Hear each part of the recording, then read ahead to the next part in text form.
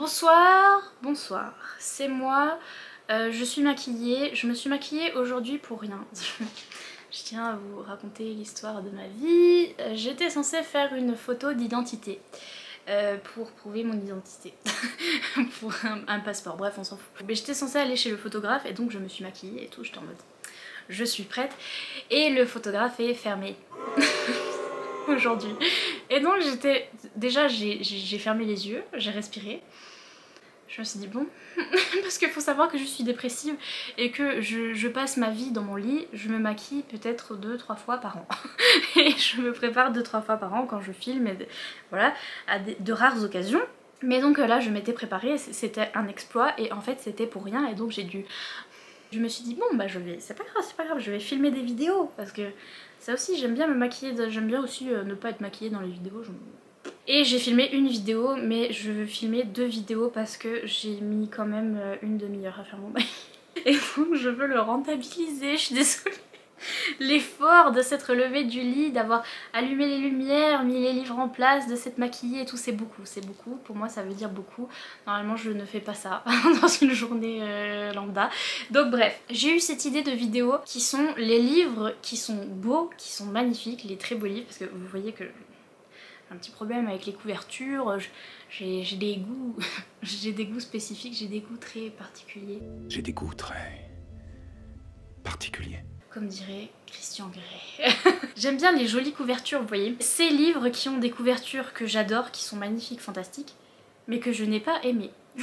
Parce que c'est des livres qui m'ont fait mal au cœur. C'est des livres qui m'ont brisé. Et je tenais à parler de ce traumatisme parce que... c'était dur. That's what she said. En passant aussi, dites-moi si ça vous intéresse la vidéo inverse. Genre ces livres qui ont des couvertures affreuses et que j'aime d'amour parce que j'en ai beaucoup. En fait je suis en plein rangement de bibliothèque donc là ça a l'air bien rangé, ça a l'air voilà. Mais en fait c'est une illusion d'optique. Et c'est la magie des youtubeurs parce que... il n'y a rien ailleurs. C'est en cours.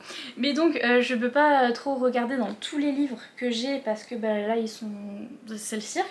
Donc du coup je vais regarder sur mon Goodreads et les livres que j'ai lus ces 2 dernières années et je vais vous faire une petite liste. Non parce que j'ai pas préparé ma vidéo, je voulais pas non plus faire une liste, préparer ma vidéo, enfin bon. Je vais repartir depuis les éditions Dupuis si vous voulez me sponsorise. Je pars depuis le haut de mon Goodreads, donc depuis le dernier livre que j'ai lu qui est ce livre là, qui est magnifique, la couverture est magnifique, que j'ai adoré et qui est mon livre préféré de l'année. Je sais, je dis mon livre préféré de l'année en ce moment beaucoup, j'ai beaucoup de livres préférés, je sais pas comment je vais les départager, bref. Ah, je viens de voir. Eric, si tu passes par là, ferme les oreilles. Ça c'est un livre que Eric de la chaîne Toshokan TV m'a recommandé, c'est une romance Tessie et j'adore la couverture et j'adore le concept où il y a écrit Frost. Vous savez que j'adore les romantécies polaires. En fait cette romantécie m'a fait penser à une autre romantécie qui a une belle couverture et qui m'a brisé le cœur également, qui est Hadès et Perséphone de Scarlett Sinclair. Voilà, comme ça fait 2 d'un coup. C'est ce genre de romantécie où il y a trop d'urban fantasy. En fait il y a trop de notre monde. Je sais que dans Frost, Eric m'a dit qu'au bout d'un moment on n'est plus que dans le monde des fées donc ça s'améliore et tout. Mais même au niveau de l'écriture et au niveau des personnages et de la manière dont ils agissent etc. C'était trop contemporain pour moi. Où notre jeune femme au début se fait larguer par son copain, elle le retrouve en train de la tromper et après elle va dans un bar pour se saouler et elle est complètement saoule et elle rencontre le roi des fées qui est habillé en costard et qui a un look à la Christian Grey là et qui sort d'une voiture de sport mais en fait c'est le roi des fées et vous voyez ce que je veux dire, c'était trop 50 Shades of Grey et romantécie. Vous voyez, c'était trop ça. Et pareil dans Hadès et Perséphone, donc A Touch of Darkness, les livres de Scarlett Sinclair. C'est pareil, moi je veux de la romantécie, de la fantaisie. Et là c'était Perséphone qui sait qu'elle a une déesse et qui a des cornes ou je sais plus quoi, je sais plus ce qu'elle a... Je me rappelle plus, mais qui sait qu'elle a une déesse, qui sait qu'elle a des pouvoirs, etc. Et elle se cache parmi les humains, elle va à l'université, elle passe ses diplômes, elle en a marre de ses cours de machin parce qu'elle doit trop réviser pour ses cours et tout, et moi j'étais... Genre vraiment. Et à un moment elle va à une fête et elle va dans une boîte où elle va jouer au poker et d'un coup elle va jouer au poker avec Hadès et je la mets. C'est ces choses assez spécifiques pour moi qui n'ont pas marché et d'ailleurs c'est très bizarre parce que j'adore l'urban fantasy par exemple. Tout ce qui est Beatlite, tout ce qui est chasseuse de la nuit, etc. C'est Kat qui est mi-humaine, mi-vampire et on a des vampires dans le monde des humains. Tout se passe dans le monde des humains et tout. Mais c'est bien fait. Bonsoir. Désolée mais c'est bien fait. Ça me fait penser à un autre livre qui va... Il va arriver de toute façon. Le prince cruel. Il va arriver. Mais donc, qu'est-ce qu'on a? Seule la couverture est moche de toute façon. Donc... mais j'ai pas aimé quand même hein. Ah purée celui-là. En fait j'en ai beaucoup, je viens de me rendre compte. De Lune et de Sang de Erin Beatty. J'ai mis 2 étoiles, c'est juste que c'est pas mon genre à moi, mon genre de prédilection. C'était plus un mystère en fait, c'était plus une histoire de mystère, de qui a assassiné.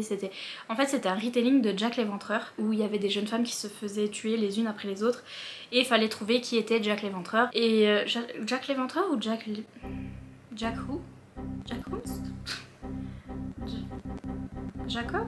Non, ouais, non.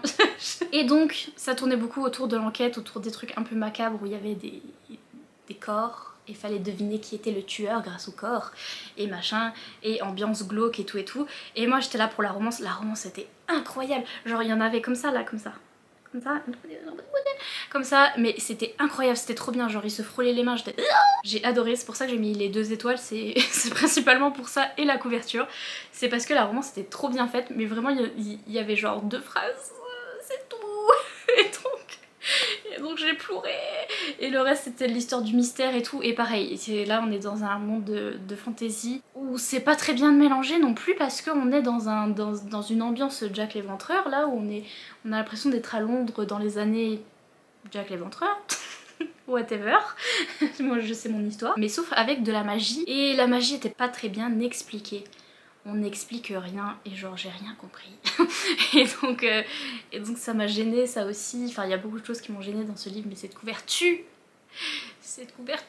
j'ai eu du mal à m'en séparer hein, parce que je l'ai redonné exprès pour qu'il fasse plaisir à quelqu'un d'autre parce que je savais que quelqu'un d'autre voulait le lire et avait envie de le lire et allait aimer, et donc j'allais apporter du bonheur à quelqu'un d'autre, mais j'ai failli le garder juste pour la couverture quand même parce que... pareil récemment on a The Stormcrow que j'ai lu et pareil que j'ai après revendu sur Vinted alors qu'il est magnifique.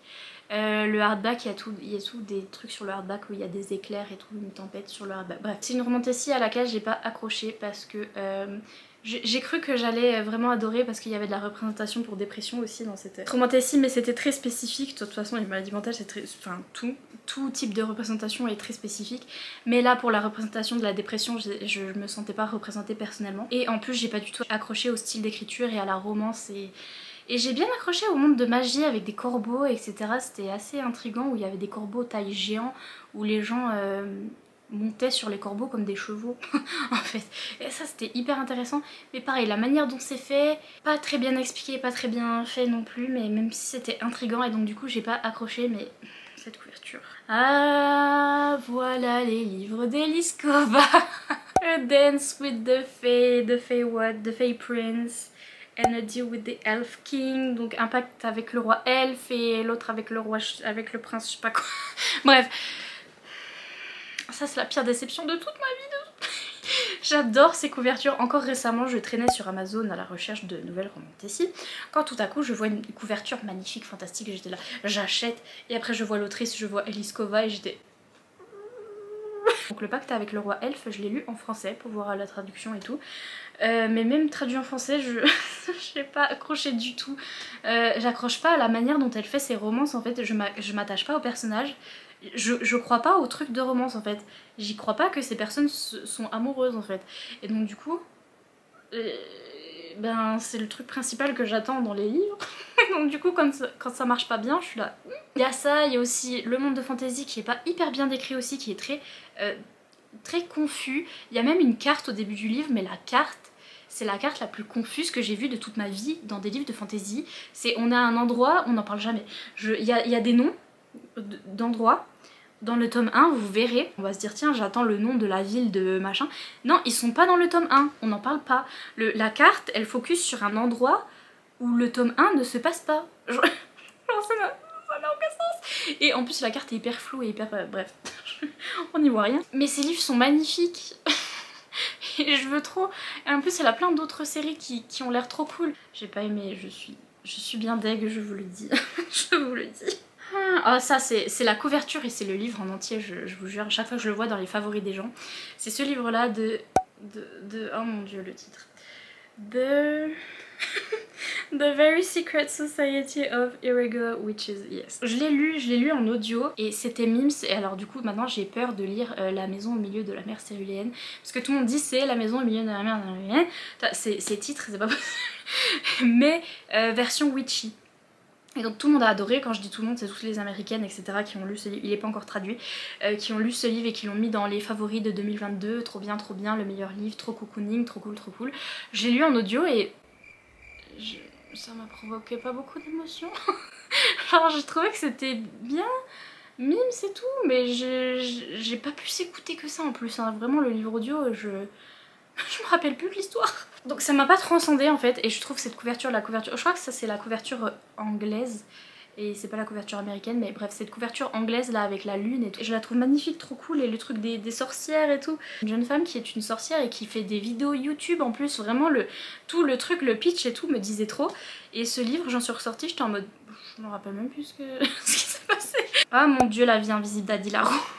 Adi Larou c'est le Jaspage. L'édition en français franchement première fois. Pour l'instant, seule fois, selon moi, de tous les livres que je connais, dites-moi si vous avez d'autres recommandations, mais où l'édition en français, l'édition spéciale en français est plus belle que toutes les autres éditions spéciales en anglais. Je vous jure, toutes les autres éditions de Adi Larou en anglais, il n'y en a pas une que j'aime bien. Il n'y en a pas une que j'aime bien. Ma préférée de toutes les éditions spéciales, c'est l'édition faite par Lumen, le Jaspage et tout, incroyable, la plus belle chose que j'ai jamais vue de toute ma vie. Bref, j'adore cette édition, j'adore ce livre, cet objet livre, mais est-ce que j'ai adoré l'histoire? Non. Bon, j'ai mis 4 étoiles parce que j'ai beaucoup aimé, je vois trop de défauts.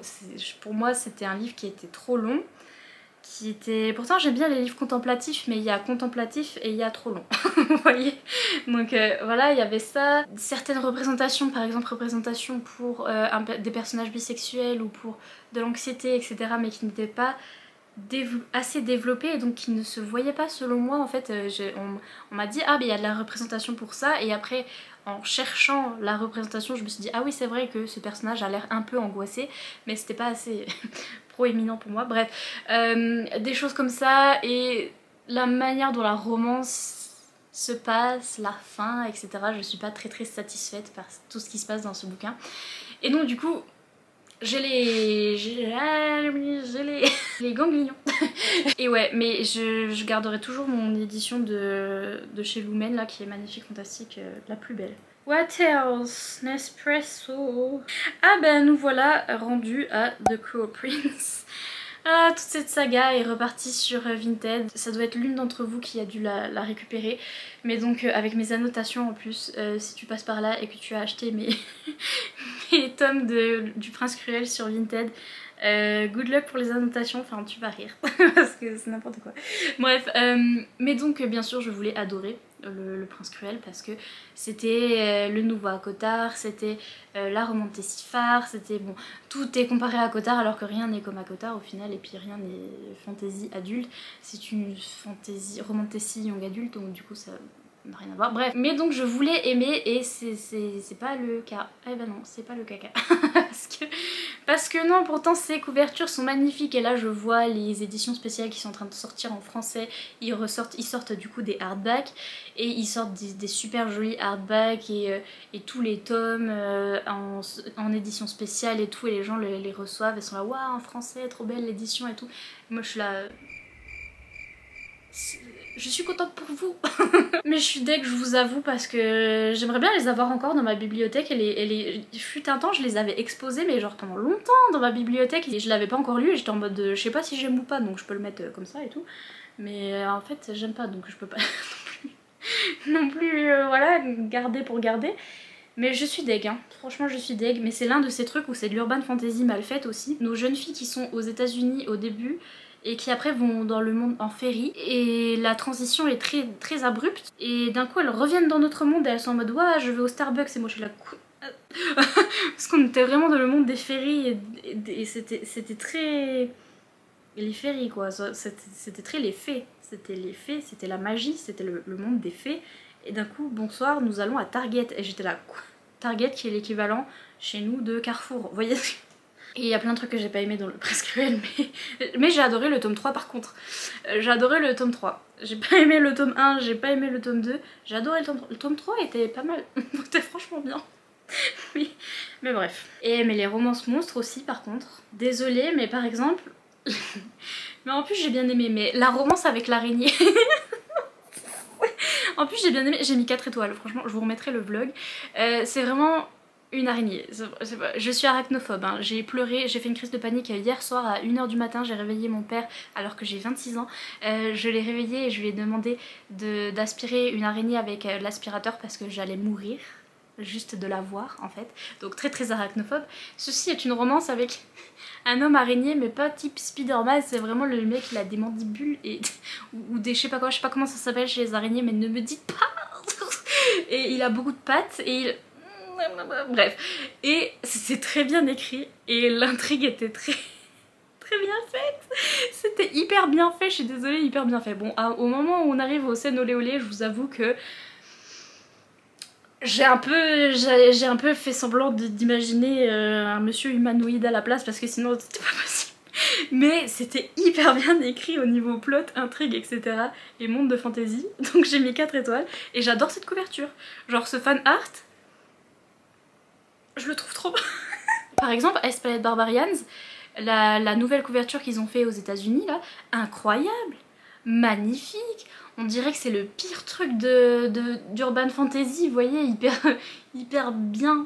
Alors qu'en fait, non, c'est pas à la hauteur de la couverture. La couverture, on dirait vraiment que c'est une fantasy épique et très bien faite et très bien développée, etc. Et en vrai, ce livre n'est pas très profond. C'est le cas de le dire.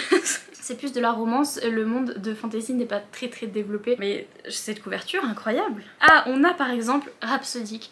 Mais ça c'est les couvertures et le truc en général, et c'est la saga en général. Je suis trop dégoûtée de pas aimer cette saga. Je l'ai encore dans mes bibliothèques, mais pas en ce moment même, mais elle doit être quelque part. Et je l'ai gardée parce que j'ai acheté le bind-up, là j'ai acheté... l'omnibus là de tout. Omnibus c'est pour les mangas, mais de tous les tomes. Parce que je pensais adorer, c'était comparé à Cotard encore une fois, mais parce que le monsieur il a des ailes.